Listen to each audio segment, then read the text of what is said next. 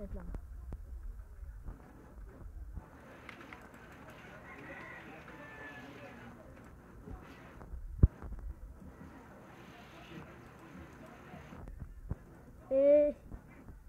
Yes. Nabili ko na rin. Saving up for money.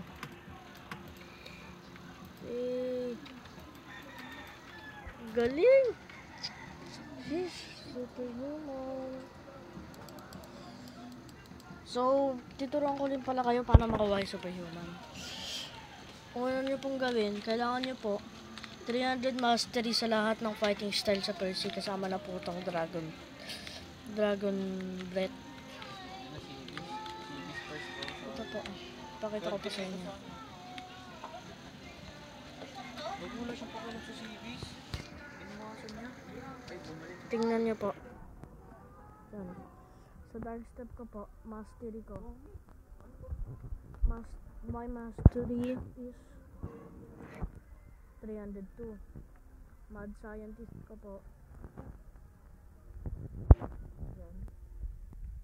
Nakikita nyo po, 333. Water kung fu. Ito rin.